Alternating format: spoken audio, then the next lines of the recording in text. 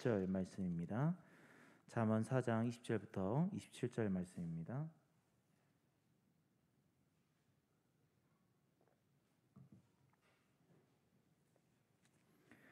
잠언 4장 20절부터 27절 말씀을 한 절씩 교독하도록 하겠습니다. 내 아들아, 내 말에 주의하며 내가 말하는 것에 내 귀를 기울이라.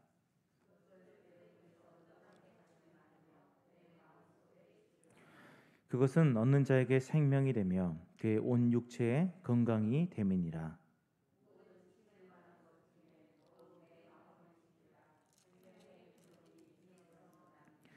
구부러진 말을 내 입에서 버리며 비뚤어진 말을 내 입술에서 멀리하라. 내 발이 행할 길을 평탄하게 하며 내 모든 길을 든든히 하라. 좌로나 우로나 치우치지 말고 내 발을 악에서 떠나게 하라. 아멘. 오늘 이 밤에도 우리 하나님의 놀라운 은혜가 우리 성도님들과 함께하길 축복합니다. 우리 서로 눈을 마주치면서 이렇게 인사합시다. 사랑합니다. 네. 우리가 코로나 때문에 교제가 굉장히 적어져서 좀 아쉽지만 그래도 눈을 보면서 이렇게 입술로 고백하면서 사랑한다라고 하는 것이 서로에게 힘이 되는 것 같습니다.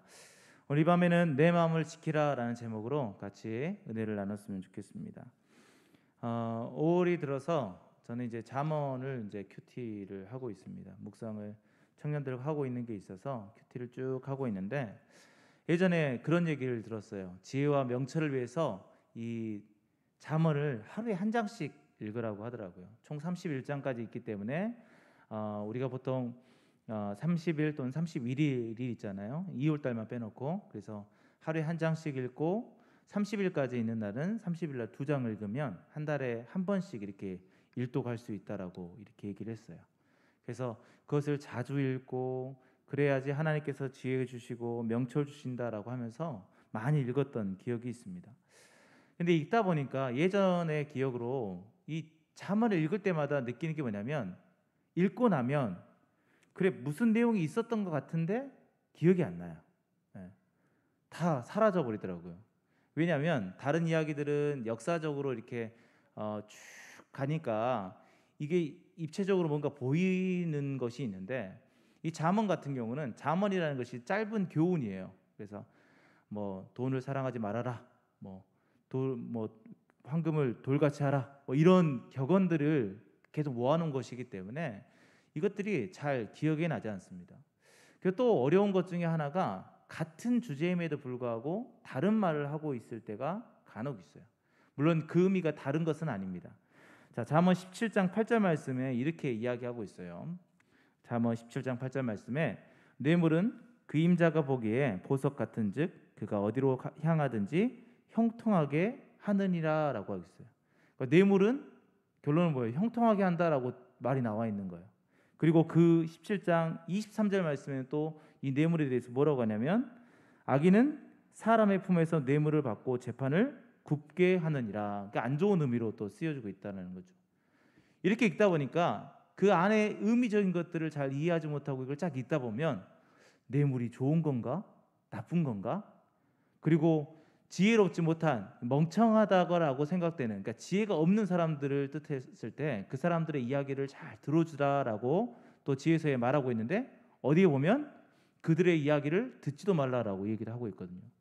그러니까 어떤 것이 맞을지 두 가지 똑같은 주제를 가지고 두 가지 이야기를 하니까 잘 이해가 안 돼요. 그러니까 나중에 딱 읽고 나면 뭐라고 했지?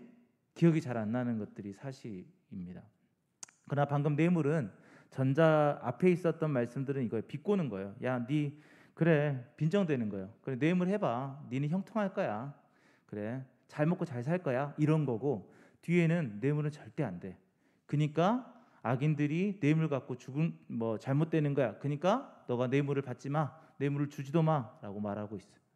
그러니까 두 가지 의미가 다른 의미는 아닌 거죠. 그러나 그 의미적인 것들을 알지 못하면 간결하게 나오는 것들 때문에 헷갈리는 거예요. 이러라고 했다가 저러라고 했다가 그런 내용들이 있습니다. 그러나 우리가 이 잠언을 읽을 때마다 딱 한 구절을 우리가 알면 돼요. 그게 뭐냐? 잠언 1장 7절 말씀이에요. 잠언 1장 7절 말씀 뭐라고 말씀하고 있냐?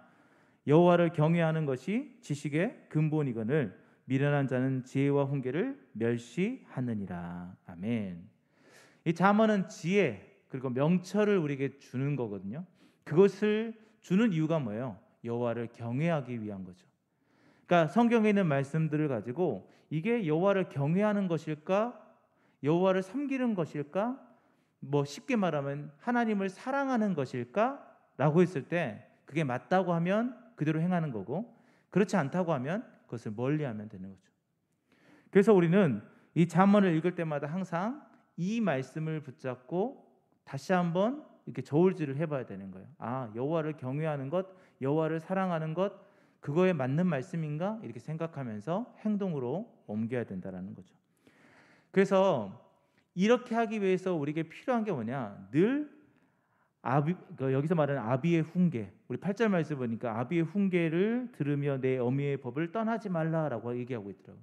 그러니까 늘 말씀을 가까이 하고 말씀을 붙잡고 그렇게 살아가라라고 말하고 있는 것이 잠언의 전체적인 내용입니다. 그래서 잠언을 읽을 때 이것이 하나님을 사랑하는 것인가? 라는 의문을 가지고 읽다 보면 이렇게 행하면 되겠구나 라고 해서 행동을 하면 그 잠언서를 잘 읽어 나가는 것이죠. 자, 오늘 본문으로 넘어와서 이 4장 20절부터 말씀은 전반부 그리고 중심 그다음에 후반부 이렇게 세 부분으로 나누는데 그것들이 대칭을 이루고 있어요. 어떻게 대칭을 잇냐? 여러분들 성경을 좀 보시기 바랍니다. 성경 4장 20절 말씀부터 보면 20절 21절 말씀에 뭐라고 되어 있냐? 내 아들아 내 말에 주의하며 라고 했죠. 말에 주의하며. 그 다음에 뒤에 보면 뭐라고 했냐면 귀를 기울이라. 첫 번째가 말을 주의하고 귀를 기울이라고 했어요. 그 다음 그 밑에 21절 말씀에 뭐라고 했어요? 내 눈에서 떠나지 말게 하라.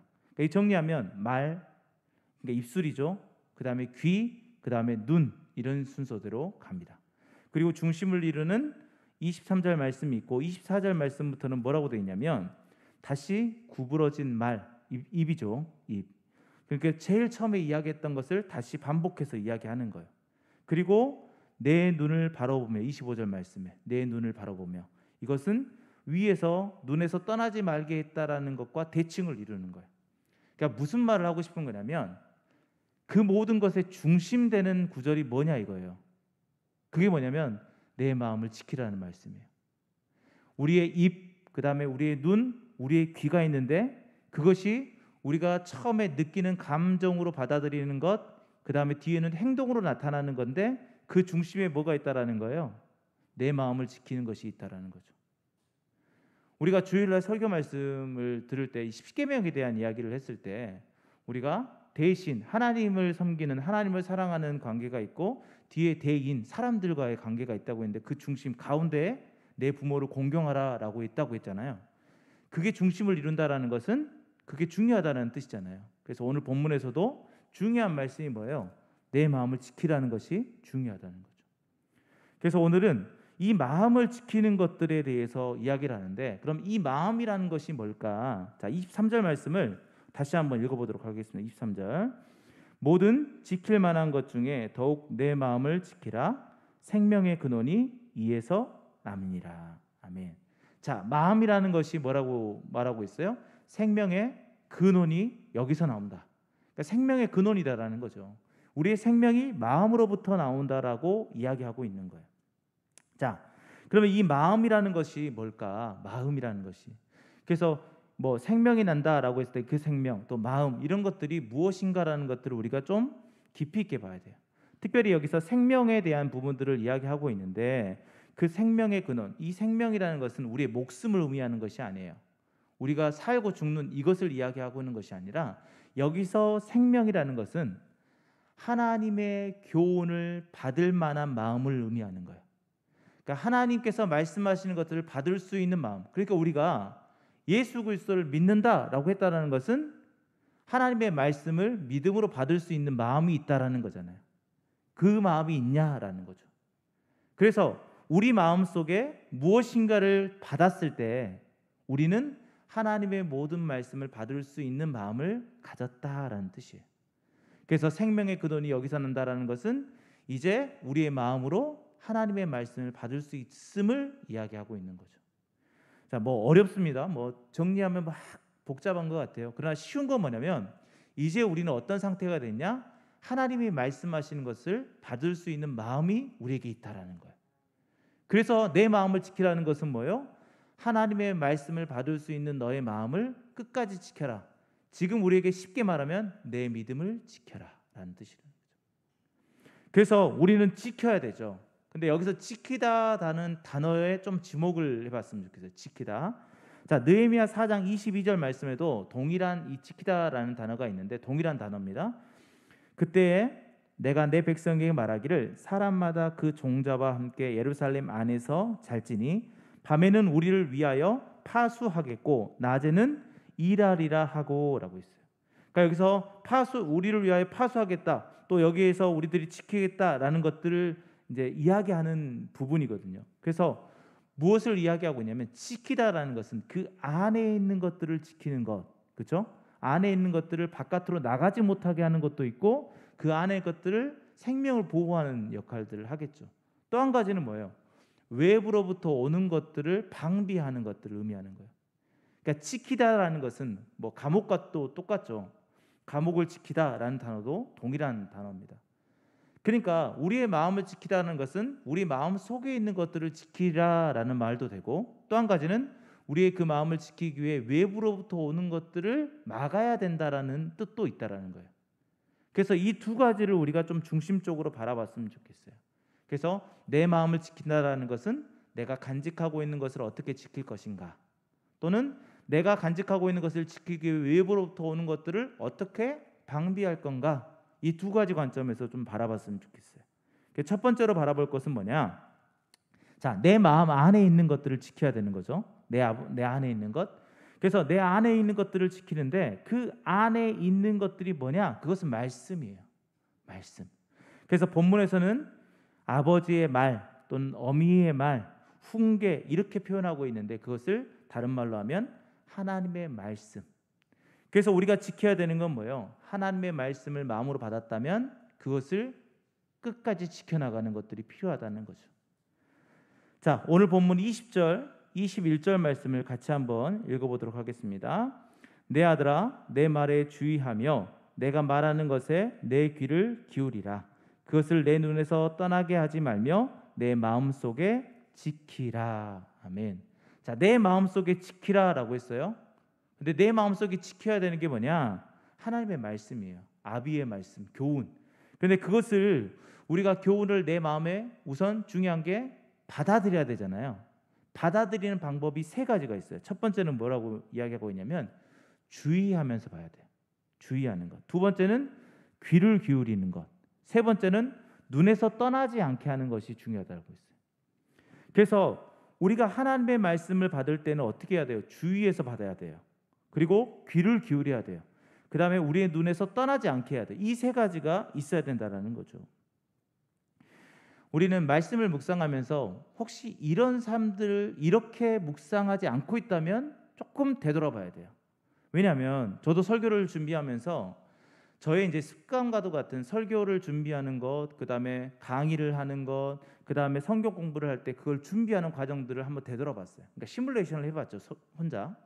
그런데 제가 그 말씀을 주의하여 본다라는 것은 그 말씀을 좀 깊이 있게 연구하고 바라봐야 되는 거거든요. 그런데 어느 순간에는 모든 것은 매 순간순간마다 그런 건 아니지만 어느 순간에는 그냥 내가 갖고 있던 지식으로 그냥 하는 경우도 있다라는 거예요. 그리고 본문을 너무나 잘 알고 있으니까 더 연구하지 않고 그래, 이 말씀 알아. 여러분 요한복음 3장 16절은 다 알잖아요. 그러니까 그 말씀을 또 연구한다? 별로 하지 않아요. 그런데 우리가 해야 되는 건 뭐냐면 요한복음 3장 16절처럼 창세기 1장 1절처럼 다 알고 있는 말씀일지라도 우리가 뭐 해야 된다는 거예요? 주의해야 된다는 거예요.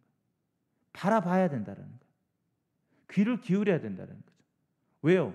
2000년 전의 말씀이지만 지금 새롭게 늘 새로움으로 우리에게 말씀하시기 때문이죠. 저도 사역자로 한 20년 가까이 사역하다 보니까 얼마나 많은 성경을 봤겠어요. 설교를 했겠어요. 강의를 했겠어요. 교육을 했겠습니까?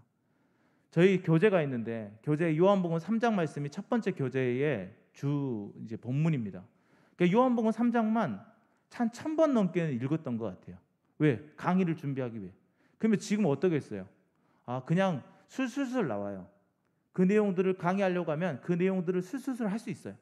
그런데 저희는 강의를 준비할 때 그렇게 안 가르치거든요. 다시 본문을 묵상하고 연구해서 지금 현재 우리 상황에 대비해서 적용할 것들을 적용해서 강의를 해야 된다라고 가르치고 있거든요.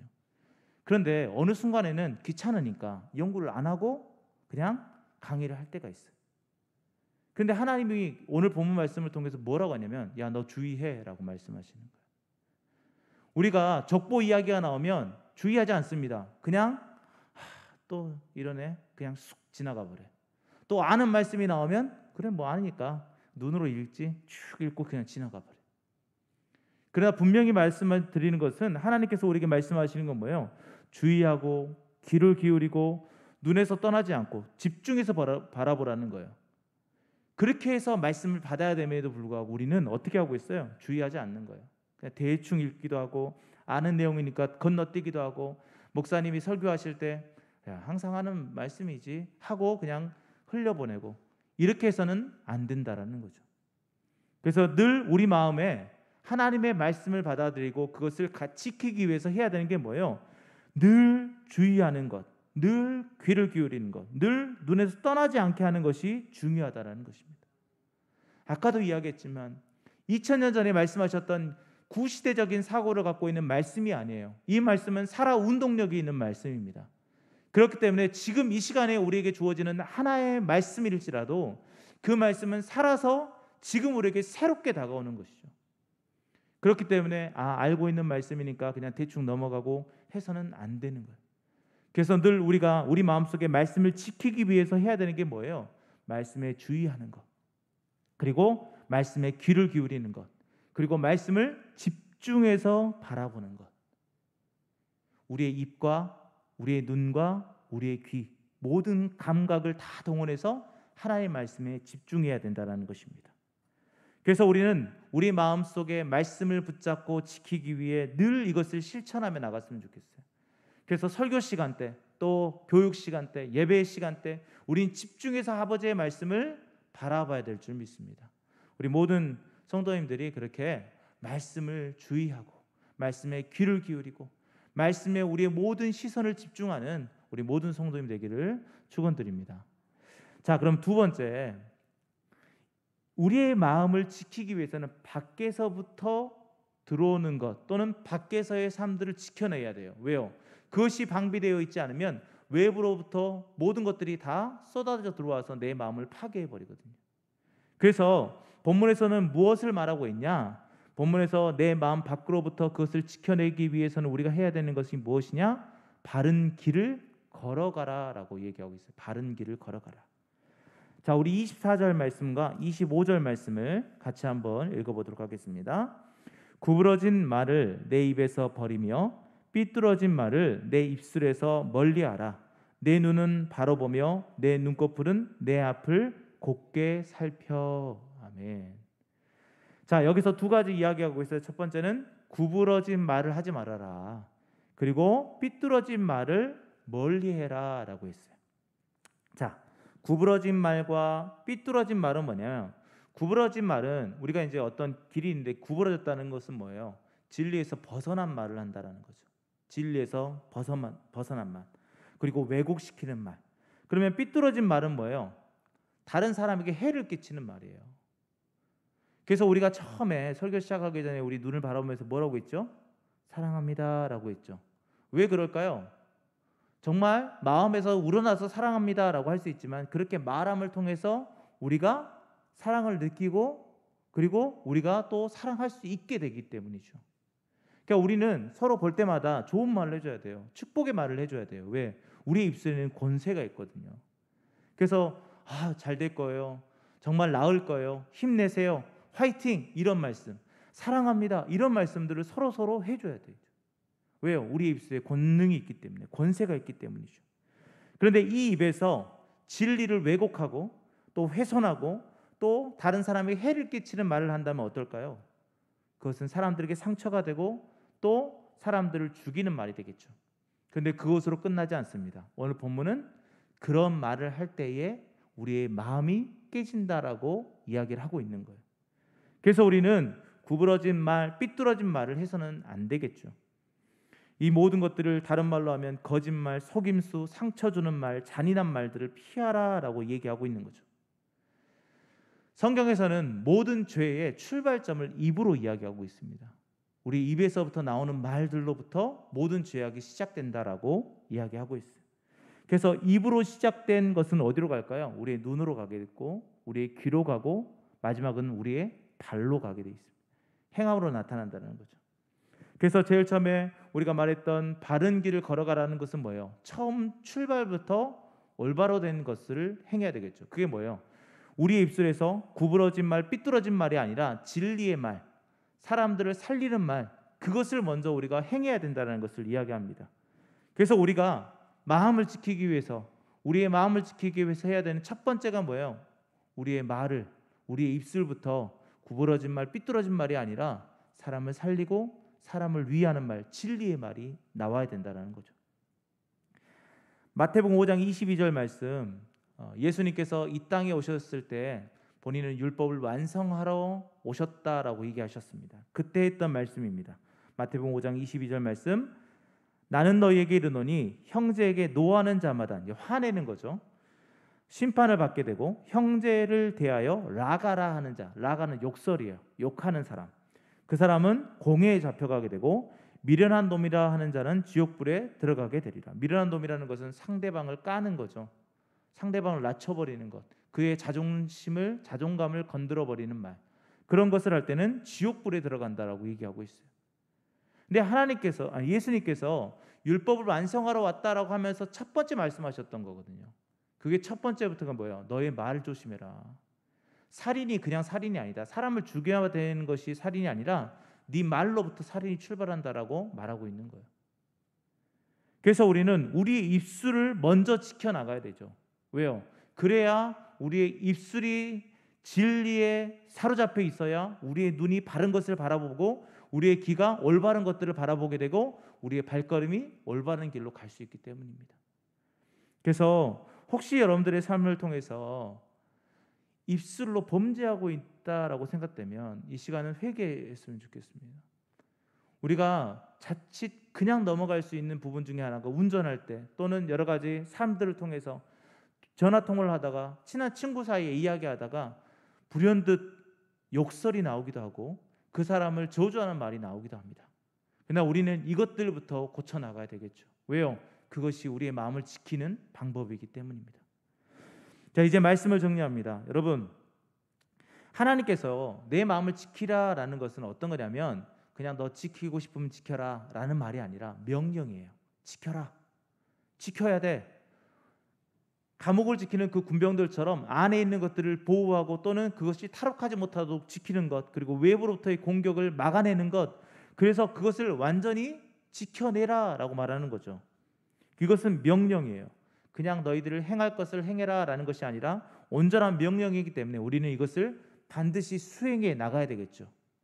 그런데 그 마음은 우리 안에 무엇으로부터 시작되냐면 하나님의 말씀이 들어오면서부터 시작되는 거예요. 그 싸움은 그때부터 시작됩니다. 그래서 우리는 지금 그 싸움을 싸워가고 있는 거죠. 그래서 우리는 그것을 지켜나가기 위해서 매 순간 우리의 말씀이 내 안에서 새롭게 생명의 근원이 될 수 있도록 그것을 주의해서 보고, 그것을 우리가 바라보고, 그것을 눈에서 떠나지게 않게 하고 귀 기울여야 된다는 것이죠. 또 한 가지는 무엇입니까? 우리의 입술에서 나오는 그 말부터 구부러진 말, 삐뚤어진 말이 아니라 사람을 살리는 말, 사람의 모든 것들을 세우는 말로부터 시작돼야 된다는 것입니다. 그렇게 할 때 우리의 길은 좌로나 우로나 치우치지 않고 하나님이 원하시는 그 길을 반듯하게 걸어갈 수 있는 것입니다. 사랑하는 성도 여러분, 그래서 우리는 그 말씀을 모신 자로서 그 말씀을 늘 새롭게 받아들였으면 좋겠습니다. 그래서 우리가 찬송할 때 말하는 것들이 늘 새 노래로 찬양하라 라고 얘기하고 있잖아요. 여기서 새 노래는 어떤 것입니까? 늘 새로운 노래를 만들어서 부르라는 소리가 아니라 동일한 찬송가일지라도 그것이 나에게 은혜가 되고 그것이 나에게 적용되어진 그 상태로 내가 부르는 찬양을 새 노래라고 하거든요. 그래서 그 말씀이 믿어질 때, 그 말씀이 나의 삶 속에 적용될 때, 그 말씀이 나를 통해 새롭게 할 때 그것이 새 노래가 되는 거예요. 말씀도 동일합니다. 말씀이 여기에 지금 66권에 있지만 이 모든 성경 말씀이 나에게는 늘 새롭게 다가와야 됩니다. 그렇게 되지 않을 때는 우리의 마음을 지켜나갈 수가 없는 것이죠. 그래서 늘 말씀에 주의하고 귀 기울이며 그 다음에 그 말씀만을 온전히 바라보는 저희 모두가 됐으면 좋겠습니다. 그리고 외부로부터는 모든 어려움 가운데 우리가 그것을 지켜낼 수 있도록 먼저는 우리의 입술부터, 우리의 말부터 올바른 말을 하고 구부러진 말이 아니라 진리의 말을 외치고 또 사람들을 섬기고 살리는 말들로 우리 입술을 더럽히지 않았으면 좋겠습니다. 남은 한 주간 늘 여러분들의 마음을 지키면서 살아가시길 우리 예수님의 이름으로 축복드립니다. 기도하겠습니다. 하나님께서 우리에게 명령하셨습니다. 내 마음을 지켜라. 지킨다라는 것은 내 안에 있는 것들을 지키는 것도 되지만 외부로부터 오는 것들을 방어하는 것도 있습니다. 그래서 늘 우리는 우리 안에 있는 마음을 늘 새롭게 함으로 이것들을 지켜나갈 수 있도록 도와주시고 외부로부터 오는 것들을 방비하기 위해 우리 입술로도 죄를 범치 않도록 하나님 붙들어 주시옵소서. 늘 주 안에서 하나님을 찬양하며 늘 주 안에서 기뻐하는 저희가 될 수 있도록 하나님 인도하여 주시옵소서. 모든 걸 믿사오며 예수님의 이름으로 기도하였습니다. 아멘.